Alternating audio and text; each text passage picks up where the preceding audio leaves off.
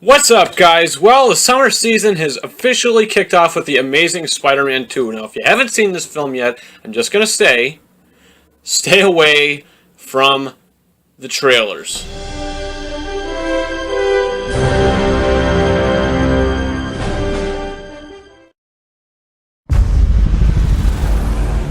You know what it is I love about being Spider-Man?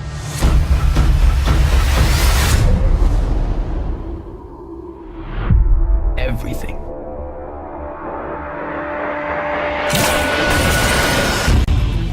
So, The Amazing Spider-Man 2 is directed by the same guy who directed the first movie, Mark Webb, and it stars Andrew Garfield as Spider-Man Peter Parker. It stars Emma Stone as Gwen Stacy, Dane DeHaan as Harry Osborn, Chris Cooper plays Norman Osborn, Jamie Foxx plays Max Dillon, aka Electro. Now, going into this film, if you even saw one trailer or two trailers, don't watch any of the trailers because the trailers should have big lettering saying spoiler alert, spoiler alert.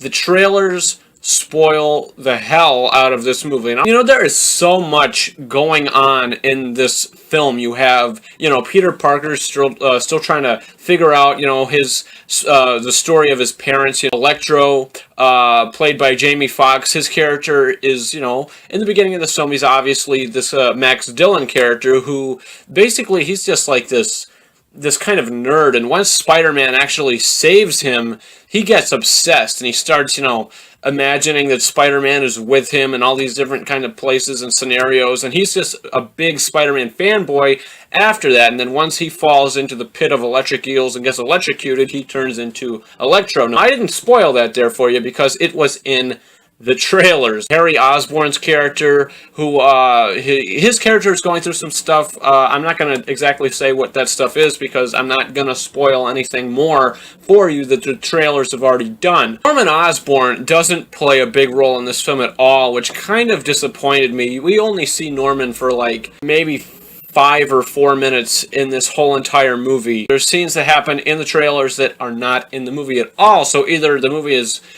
getting spoiled by the trailers, or the trailers are giving you false advertising for things that you're not even going to see. And Gwen Stacy's character has a lot to do in this film. I mean, some of the choices that they made with her character, I wasn't too big of a fan of. Also, not going to spoil, but I just wasn't a big fan of some of the things that her character has to go through and, happens to her character. I just wasn't a big fan of some of the things that actually went down with her, but when those things were going down and, throughout the film, the performances that are given definitely made me buy into the fact that these things were going on. I just didn't like the fact that they were. Definitely the performances are great, including Sally Field as Aunt May. Her character really does shine more in this movie, and she has a scene with Peter Parker in about the middle of the film. I think that scene is really powerful and really emotional, and I think the emotional depth of the film as well. It's a lot more emotional than the first one was. I do think that this one was an improvement, especially the villain. I liked Electro more than I liked the Lizard. Definitely. Now, in the posters to this film and the trailers, we get the thought that we will be dealing with 3 villains in this movie. And in interviews you listen to, Mark Webb, the director, says Electro is the main villain, and that is definitely true. But in my opinion, you did not need Green Goblin in this movie at all, because I'm not going to lie to you, we see him only for a total of maybe 6 minutes. That's it. We don't see the Green Goblin any more than that. The Green Goblin in this movie kind of reminded me of Venom from Spider-Man 3, just how he's like half-assed and he's just thrown into the end of the movie. But I think Venom had more screen time in Spider-Man 3 than the Green Goblin actually has in this movie. So I think that was just, that whole aspect of that was just pissed away. And then Paul Giamatti is in this film. He plays the Rhino. We see him for maybe 4 minutes. That's it. Which aggravated me.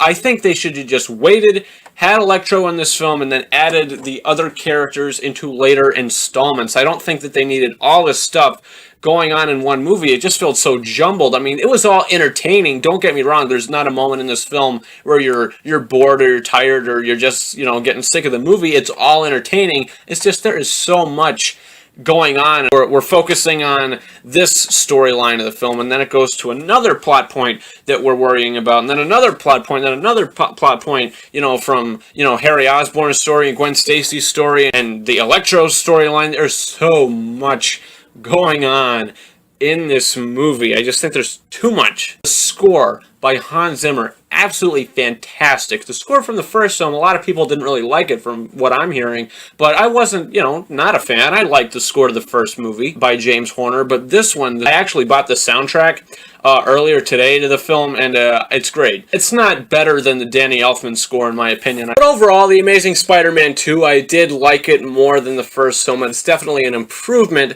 but, it's not like Spider-Man 2 level. It's definitely not Spider-Man 2 level. My overall rating for The Amazing Spider-Man 2 is 3.6 out of 5 stars. Yeah, I gave the first movie 3.5. I just gave this one 0.1 more. It's just definitely an improvement, but like I said, there's just so much going on. It's just like...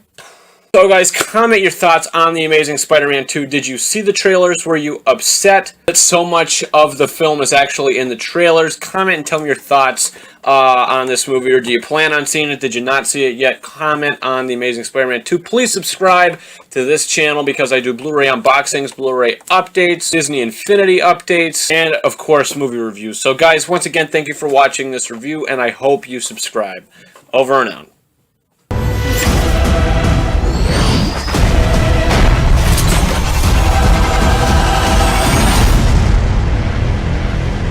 I gotta go. I'm coming with you. Come on, it's too dangerous. Sorry, I love you. Don't hate me. Peter!